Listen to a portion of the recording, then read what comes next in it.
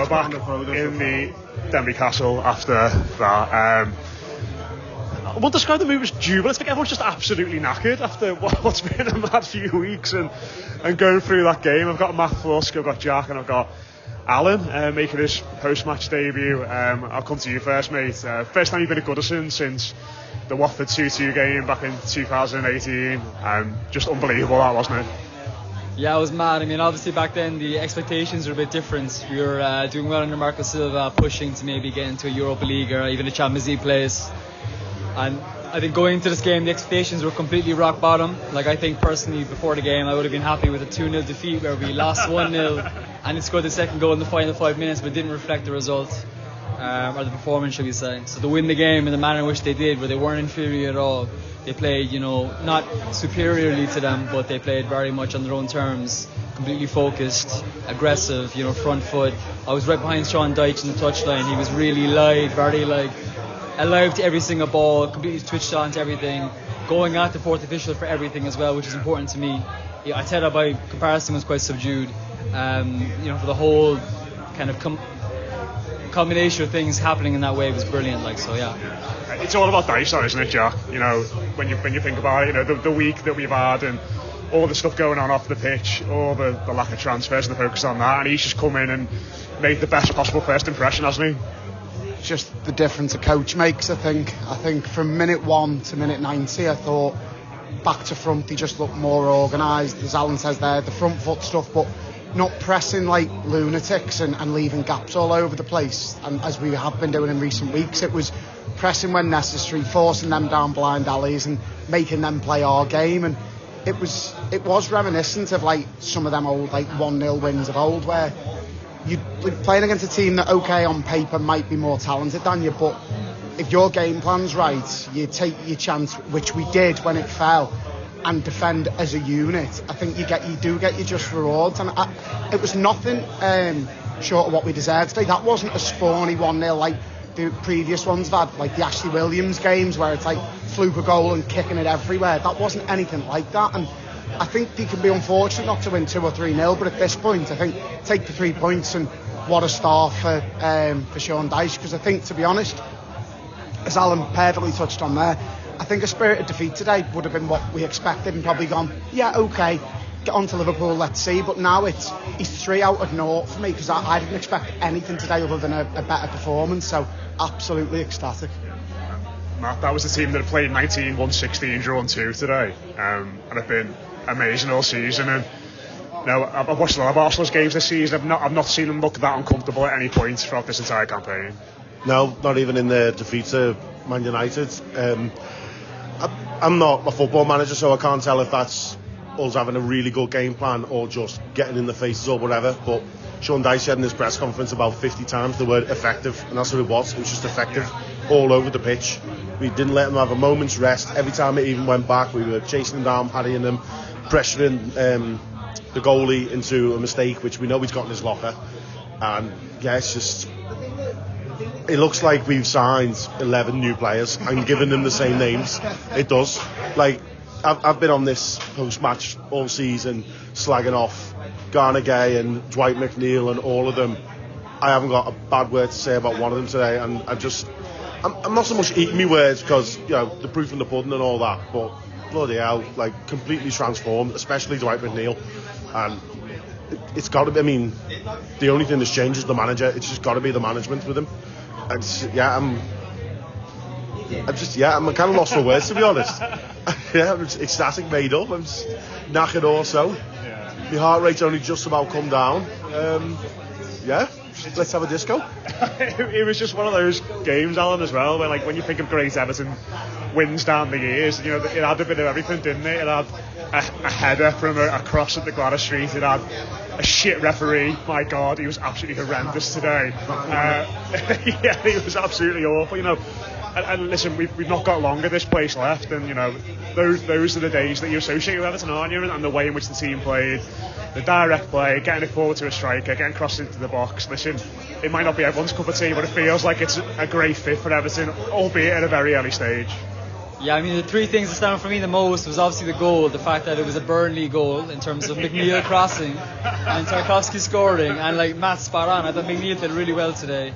He was diligent, he was hard-working, he was intelligent, and when I say he was kind of tenacious, he wasn't tenacious like a certain former 21-year-old winger was in terms of sparking fights that distracted people.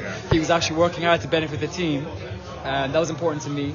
You had the fight as well, the scenes that we don't want to see but everyone wants to see, when Mbappe and Zinchenko had at it and all the Everton players piled in on top of it, which I like to see personally because they're all fighting for each other, they're not disassociated from each other like some sort of this passionate team, shall we say.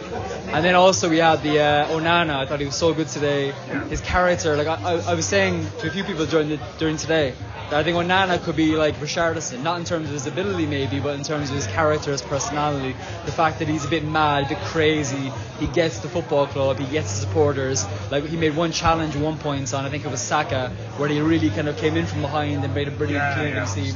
He also made a great moment down in the second half, late in the second half, where he was kind of jostling with, I think it was maybe Miyasu, I think, and he kept it in, and then he went up to the family enclosure and he was giving it the big one, you know what I mean? Like, it was, I love to see that personally. I think it's something that's we need in football, you know, and I think that a character like him is almost a reference point for us to hang our hat on for these next 18 months going into Goodison Park and before we go to Bramley Moor. I mean, that bit at the end, Jack, where it was like before that fracas started with Mope and Zinchenko, where there's like two balls on the pitch, like Ramsdale took the goal kick, then it got stopped again. I think the ball boy pushed Zinchenko over, and it was just all a bit manic and a bit chaotic, and the crowd were going wild. I mean, that's what it's all about, isn't it? Yeah, it was just, for want of a better term, very, very Everton. And I think we don't like to do the cliche too much of we're better when we're angry and stuff, but that's when the 6 minutes went up, the next thing the fans were like, you know, you'd think, oh, here we go, they're going to score, but it wasn't like that. And I sit in the park end and I can tell you it wasn't like that. Everyone was like, come on, this is massive. And there wasn't a single side, there wasn't any tutting, there wasn't any standing up and walking out. It was, let's all get behind them. And I think from that it fed into each other, and Dice said rightly, we've got to give it and they've got to give it. And I think when it's that organic, we're not going to win every game, we're not even going to draw every game, but it's important that if that feeling's there, it will take them, get more points than it'll lose them. And I think for too long this season we've been shedding water. It seems like the midfield are doing their own thing, the defence isn't listening, it seems like it's been an absolute mess, and I think all pull in the same direction, and you know, as I say, you'll get more points than you won't. And I think it seems like very, very early days and you don't want to go too overboard, but it's the right direction that I think we're pushing in now, and I feel like it does seem quite Everton-y, and I think that's probably not a bad thing in the situation we're in. Yeah, just to jump in with something, bit of a tangent, you're talking about big Goodison games and that, and we haven't got many left. It's got me thinking, we almost never win the early kick-off on a Saturday. It's become a bit of a cliche with us, and I just checked there, we've won 3 since the start of 2020 season. One United last season? One was United and one was West Brom. Yeah, at the very start of 2020. Yeah, 5-2. Yeah. Game, yeah. All the others we lose, like we more often than not lose. So for that to be Dyche's first game, it's absolutely massive for him to pull that out of the bag. And yeah, it was a free hit, wasn't it? It felt like the fans, like, straight away though, like everyone got on board with it, didn't they? And saw what they were trying to do, and like it went from there. Absolutely. I mean, my dad said to me about 2 minutes in, we need a big tackle. Yeah. Like, we just need a big tackle to get everyone going. Luckily, some of the antics out of them in the first half, that got us right fired up. Especially that one right in the corner below me, in front of the Gladys, when Martinelli goes down grabbing his face. And honestly, the referee blows up. Both stands on that corner completely erupt, and you just see the referee's face drop, and he knows he's fucked it up. Was he the referee who told Angelotti off your pop and sent him off? He seems to be so arrogant. He was awful today. Yeah, he really was. And like, we talked about it before, 6 minutes added on was a joke. He actually played about 7.5, 7:45. 2 of them minutes was him mucking about with Tarkowski and Pickford, and the fans don't even know what's going on. Like, the fans are like, can we just play? Like, we're not saying, wind the clock down. Like, can we actually watch a game of football here? He just didn't have control of the game at all. There was one point when Maupay was surrounded by 5 Arsenal players, and he just stood there watching it. And they're there, like, going right on him, and he's not talking to them, not trying to break them up, didn't even book no one. And then we saw the inevitable outcome at the end when we had a good old-fashioned scrap with every blue shirt from different parts of the pitch just all streaming in together, and I absolutely love that. And if you're a team who's 1-0 down at Goodison Park, you do not want to start something like that, because there's no way in hell you're ever going to come out of it on top. Like, that was the moment basically when we won the game there. There's no way they can come back from that. That's one of those things that you only really appreciate when you're at the game, and you just see every shirt on the pitch converge into like this small spot. You're like, right, here we fucking go. It's all gonna kick off now. The benches to come out as well. Everyone. Yeah, so you've got a manager on there now, you definitely wouldn't want to mess with either in that sense. But Alan, there's so many players we could speak about, but you mentioned one of them briefly there, Onana, and it'd be great to get everyone's thoughts on him, because I think we've all sort of said, so and so was excellent today, so and so was excellent today, but I think the consensus seems to be that he was the best player on the pitch. And a lad who's young, let's not forget, hardly played any football really in France last season, has been brought on potential, and he's emerged as. It's been weird, because I think while the team's been pretty awful over the last few weeks, it feels like he's sort of played his best football. And at the moment, in a midfield battle there which contained Partey and Xhaka and Ødegaard and so many other great players, he was the best player on the pitch, I thought. Yeah, I agree completely. I mean, I think some players I like from the beginning. I liked him from the beginning. I just like the way he carries himself. I like his character. And also, I think the mind boggles for me when you have a player like Gordon, for instance, who wants to leave during the season and force a move in that sense, to rupture a connection with your boyhood club, to go get that move to Newcastle, so not to Chelsea, not to Spurs, not to a Champions League club, but to a Newcastle. For me, it's a bad reflection on your character, essentially. But I think for the true players you want in your team, the likes of Richarlison, the likes of maybe Onana, you got players who are willing to stay at the club during winter, fight through the relegation battle, keep us up, and then if he wants to go to a Champions League club, you bid him farewell with only good tidings. Like, that's the way it is. Like Richarlison, nobody begrudged Richarlison leaving the club. When he was scoring goals in the World Cup for Brazil, nobody begrudged him because he did it the right way. And there's something to that in football, doing things the right way, because at the end of the day, if you treat a club like a commodity, a fan base like a commodity, you down tools. It's going to reflect bad on you. I think Onana realises that, and it's a logical career move for him to perform hard now, and in the summer, if he wants, he's going to get the move he wants, because he's performing so well and made such chaos, instead of saying, I'm not performing well because of the chaos, I need a structured environment. It's just mind-boggling for me. I think the likes of Onana and Gordon are opposite characters. I think that one's career is going one way, theirs is going the other way, and I know which one is which. And Jack, you ever seen a player celebrate tackles as much? I think between him, Tarkowski and Cody, there's it's quite the award, that. But no, I thought personally, like, for my own thing, I thought McNeil was excellent, but I do think probably his best footballer on the pitch, I thought it was Onana. I thought he fed into the crowd fed into him, and he seemed to be running as much in the 88th as he was in the 8th, and I just thought overall he was everywhere. It reminds me of one of the early days Fellaini performances, when he'd turn it on and all of a sudden you'd be like, Jesus Christ, like, we've been misusing this fella. And I do think, as Alan says there, you can tell he's got the character in him that he probably will go on to ridiculous things, but at the minute hopefully we can nurture that talent, and he's going to be our talisman, certainly in the run-in now, and then hopefully into next season as well. But I just want another mention. I thought Tarkowski was excellent today. Yeah. I thought he become a bit of a caricature in recent weeks with this. When he said about the dads thing, and when he said this, and I thought, well, yeah, okay, fine. He's had the tackle against Brighton. Yeah, exactly. Yeah, right. Yeah, for the thread. But I do think, in general, I think he has stood up. He hasn't always been the best player on the pitch. He's not always been the worst either. But I thought today, that was so Everton, the performance he did. Every block, it reminded me of like Jagielka. It was every tackle, every block, every header, but always with the talking as well. And I thought he deserved his goal, and I'm absolutely made up that it was a set piece goal as well. Absolutely made up, because it does feel more visceral, I think. And because of that, there's the anticipation, and you know how many crosses and how many corners going without a goal, but I think it's still, for me, one of the most beautiful feelings in a ground is a set piece goal at the Gladys Street, and seeing everyone get up. And I just thought, in general, I thought there wasn't a single person out there that I thought was poor today, but I think it was probably Onana just pipping Tarkowski. Yeah, it was such a strange goal as well, because the ball comes in and there's like a cluster of like two Arsenal players, like two Everton players, all like jostling, ready to jump. So we all instinctively focus on them, and you just see the ball just sort of come from the side of your peripheral. He doesn't leap, does he? He just sort of like forces it in. It's almost like everyone, including Ramsdale, is just distracted by the stronger players, and then the ball doesn't actually go there. And it's just like bing, straight across. It was very odd. Like I didn't actually see it go in. I just see it hit the back of the net. It was very, and this is literally right below me. So he must have fooled everyone with it. Go on. No, can I just ask? I don't know what anyone else's opinion of this, but I don't like using the old adage of "you didn't fancy it today," and I don't want it because I feel for me a bit. And I did shout it at one point for my sins, but Yes. but I don't want to sound too reductive. But I'm interested to get like the other guys' thoughts.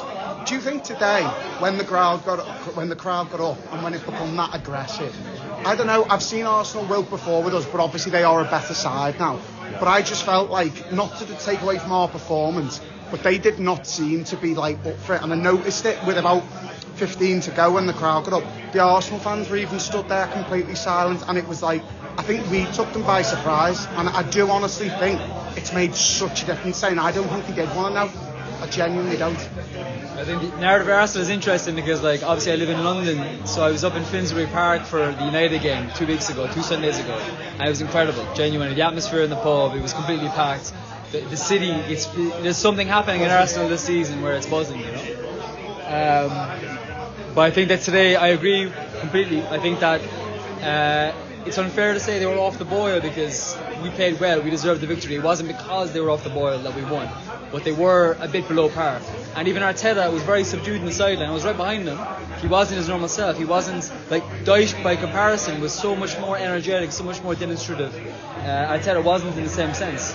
This lacked a bit of sharpness. Odegaard wasn't fizzing balls like he normally does. Nketiah wasn't quite as confident going through on goal. Saka and Martinelli weren't as dangerous in the wings. I think part of that is down to Everton playing well and defending hard, but part of it was definitely down to Arsenal being just a couple of percentage points off. And I think coming into a narrative like Everton's today, where the atmosphere is good, the crowd are up for it, as you said, that's going to cost you basically, you know. I think it just goes to show as well, like, it's cliche and a bit cringe, but like the effect like the crowd can have on teams. You know, like they've gone to places. You know, I watched them against Spurs the other week, and like that's obviously a derby game, but the atmosphere just felt like a bit shite and a bit flat, and they absolutely ran riot. But you know, it's this thing about Goodison, isn't it? It's tight, it's horrible, and when everyone's right on top of a team, when you've got ball boys shoving you over and stuff like that. You know, people can lose. You know, Zinchenko seems like one of the calmest fellas of footy players going, and he lost the plot. It didn't show it on TV, I think, from what the lads were telling me. They weren't at the game, but apparently I was there. I was watching it with my own eyes. But there was a scene basically just before the Mopé incident where some ball boy had like a tussle with Zinchenko and pushed him over, basically. And then there was like a bit of a thing, and then after that was the incident with Mopé, where, to be fair, Mopé did swipe at him with a pretty vicious kick, like, but yeah, I think he definitely was an example of a player who lost his head a bit, you know. Yeah, well, they got away with a couple themselves, Arsenal. There was that one in our box, very, very, very late, and I'm astonished here. I didn't even have a quick check of it, but I think Arsenal did have large spells today, moments where they weren't moving it around like they have all season, and I think to our players' credit, they didn't panic. There wasn't any of this like sort of scrambly defending. And I think one moment that really sums it up is I don't know which Arsenal player it was, like just steaming into the box, heading straight for Cody. He doesn't move. He just stands completely still, and he just goes right past him, and the ball sticks to his foot. He doesn't even blink. And all of them, all game, like we had loads of blocks, but they weren't like last gasp salmon dives. They were just very calm, very collected. They kept a really good structure, and yeah, that's coaching. And yeah. Where's it been? It's not hard. Started the second half, they did come up better, they moved the ball way faster, and I was thinking, oh fuck, they've woken up here, it's going to be a non-stop at some point, but it wasn't. Like the lad said, Cody and Tarkowski especially led by example. Ghana played very well, Onana was obviously very good. Iwobi and Decore did some hard running too, to be fair to them. It was just a very collective effort, you know. Just a couple more players I want to mention before you wrap up. Jack Calvert-Lewin, thought that was his best game for ages today. He was just involved, and like I think for so often, like he's been a player that's like sort of been on the end of chances and been disconnected from the game, but he's got so many great assets, and it felt like that's the best we've utilised them for a long time today. Tell you what, I love that bit in the first half where he won it turned into someone, and then he done like a form of like a drag back to get past someone. I haven't seen that since probably the Marco Silva days, where he wasn't scoring but he was effective every single game, and that today he was only a hair's breadth from getting a goal. And I just thought overall his performance in general, he was quick, he was strong, he was aggressive, he put himself about, he was winning headers. I thought that was like Pete Calvert-Lewin. Okay, he didn't score, but when he affects the game that much, it makes such a difference to our overall team. It gets us higher up the pitch, it makes the midfield go more aggy and get further up, and it gives us a platform to build off, because you could notice a marked difference, and it's not detracting from more showing the difference in level to Calvert-Lewin. Was how much that dropped and how much deeper we got after he went off. So absolutely outstanding today. Calvert-Lewin too is like, when he's in full flight, he does the work of two centre forwards effectively. Do you know what I mean? Like, he's a phenomenal asset to have. I think he's spot on in terms of saying that, you know, I remember before he started scoring, he was playing very well, and then he started scoring and the goals didn't stop coming basically. And that could be the same this time, you know, where he starts scoring, he gets a lucky break at one point, and then the goals begin to come genuinely, like, you know. But yeah, I think he's the big if for Everton this season is if he's fully fit and firing, then it changes our attack completely. It changes the face of our attack, the face of our team completely. There's nobody else in our squad comparable. There's nobody else we could get in the market who's comparable to him in his skill set when he's fully in form. We saw that when Mopé came on. Yeah. It's just a matter of for Calvert-Lewin to be confident in his body again, to feel strong, to feel kind of, you know, ready to run at players and run down channels and win headers. And it was tough for him today against Gabriel and Saliba, because they're two very physically competent, physically strong players. Like, but I thought he did well, very well. Finally, Matt, Seamus Coleman again. You know, before the game, I was a little bit scared. We're all the honour of Guinnesses for Seamus. Yeah, Coleman. we're all the Guinness for Seamus. But listen, he dealt with Martinelli really well, saw him off, and then Trossard came on, who probably was a bit more of a threat, but he saw him off too. And you know, listen, he keeps rolling the ears back every now and then, doesn't he, and produces performances like this. That overlap with Iwobi, Yeah. honestly, like Throwback. absolute throwback. Yeah, but I know that Coleman's got years on him now, but maybe I'm just sympathetic to him because I absolutely love the bones of him. But it's not so much that he rolls back the years. He's becoming more intelligent, obviously more experienced, and he's modifying his game as the years go on. And you know, he's not so much dropping back, but he's moving a little bit earlier because he knows he's not as quick as he used to be. Like that one where he sees out the player for a goal kick. Like 5-6 years ago, he probably would have thrown the tackle, conceded the corner, but he knew he didn't have to, so he just shepherds the ball out, doesn't concede the corner. Like, it's just experience, isn't it? I mean, what's he now? 9 managers he's on? 9 permanent managers? I mean, for a player, and whatever you say about him, whether or not he should be bombed out, he's still starting Premier League quality. He is.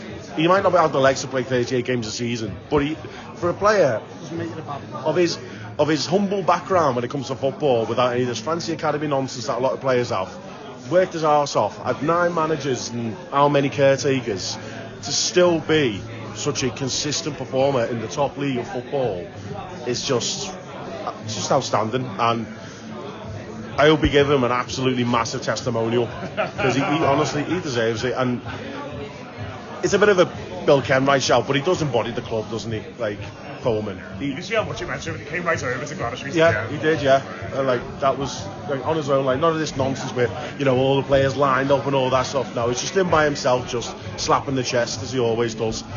I adore him. I really do. Yeah, no, I echo it. I think there's a lot of things you can criticise a lot of our players for, but effort, fight, heart, leadership, integrity with him has never been one. And I think he's one that doesn't deserve any of the criticism that's been sort of thrown his way this season. I think, as you rightly say, he's gone through how many managers, but he's always stood up and been counted. He always seems like, I just imagine he's one of them people in the dressing room that would never be like overly snide. I don't think he's someone that is down tools. I think he just seems like someone that's just very, very level-headed, very humble, but that shouldn't go before the fact that, as Matt says, he's still a good player. Just because he's not the 13, 14 Coleman doesn't make you a bad player. And I think he's had to adjust his game, and he should get more plaudits than he deserves for that to happen, to adapt, because you can't always be the same player at 33, 34 than you were at 23, 24. But I think overall made up for him today, and absolutely made up that it's a clean sheet as well. I think with Seamus, the thing is, like the lads were saying, it's not his fault that he wasn't replaced, basically. Like it's not his fault that there was no upgrade brought in like there was for Bainesy when they brought in Luca Dean and there was a clear succession plan in place. If Seamus is, I guarantee you, he will leave no stone unturned. He will cut no corners in every aspect of his life. He's teetotal. He's a family man. He's completely focused. He's not fucking about at all. Like, he's completely honed in on doing the best for Everton, doing the best for Ireland as well. Obviously he's an Irish person. I'm maybe biased towards him, but I love him. He's been at the club since I was maybe 14 years old, so I've grown up with him, I always feel it's harsh, the treatment he gets, because I think he gets the same treatment as Scousers, as the likes of Tom Davies or maybe Ross Barkley in the past, in terms of he's almost one of our own, so he gets a bit more scrutiny than somebody who's like a foreign import perhaps. But I think that he's borne the brunt for a lot of rallying calls. People blame him for the rallying calls, but I guess what is he supposed to say in these situations? He has to say these things, So yeah, I'm glad. I would love for him personally. My dream for him would see his Everton career with dignity, in a competent, stable team, and in an ideal world, win a cup. If he win a cup before he leaves, I would love it so much. Next season maybe. Last season at Goodison. We're already on the dice train. He's Arsenal now, winning trophies. It can happen. You get a good run in the cup, it can happen. There we go. I would love to have it happen. That just tells you everything about Everton. One win and we're going for all the cups. That's it. We'll leave it there. Cheers to Matt, Jack, and Alan. We are, as ever, in the Denbigh Castle for our post-match podcast. It is the best place to come. Win, lose or draw for the Blues. Matt's going to go sort of disco out now, aren't you? We'll have a sing and a dance and a bevy. Cheers for tuning in. I know it's been hard recently. Cheers for sticking with us. And get in, up those fucking toppies.